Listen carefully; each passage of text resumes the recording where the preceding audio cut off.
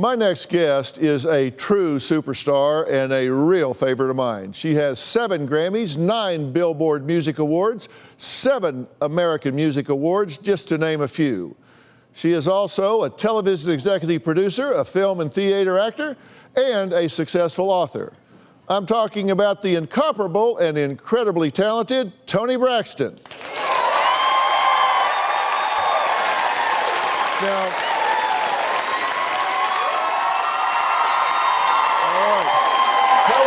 I'm great. How are you? good to see you. Now, to look at Toni, no one would ever guess that she suffers from a disease that also affects more than 1 million people in the United States. Toni Braxton has lupus, an autoimmune disease that she says affects her every single day, but she does her best not to let it interrupt her very busy life. And that includes her latest project starring in a holiday movie called Every Day is Christmas. It premieres on the Lifetime channel November 24th. Now, we caught up with Toni at a photo shoot for her movie. Take a look. People don't understand lupus, and it's because we hide it. I was diagnosed with lupus in 2008. Some days it's tough balancing everything. Even a day like today where it was a photo shoot and a couple interviews, it's a constant roller coaster. Lupus is very hard to pinpoint.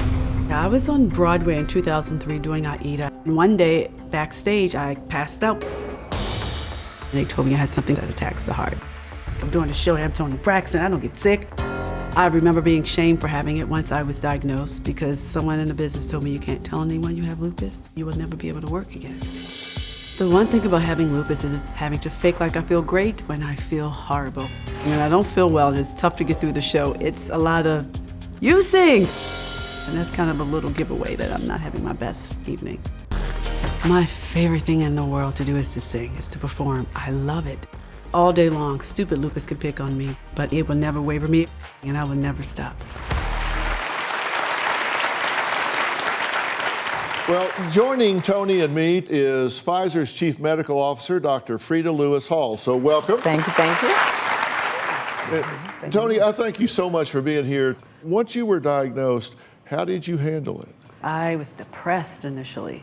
I was in the process of getting my record deal, and that made me more depressed having to suppress it. How did it affect you? People often ask me, how does it feel to have lupus?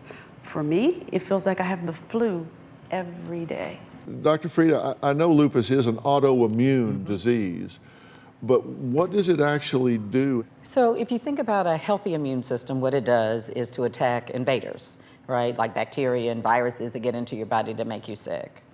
But if you have lupus, your immune system is attacking your healthy cells and tissues.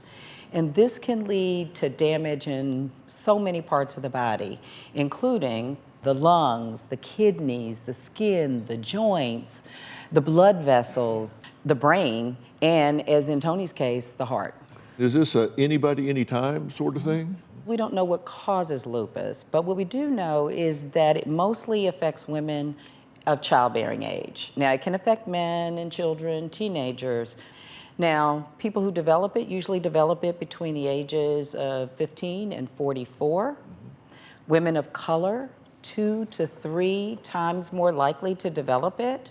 Wow. And African American women are more likely to develop it earlier in their lives and to have more symptoms. Now, Toni, you mentioned sometimes having bad days. On a bad day, it's very difficult to get out the bed. Sometimes I go to the hospital and no one knows I'm there for a day or two.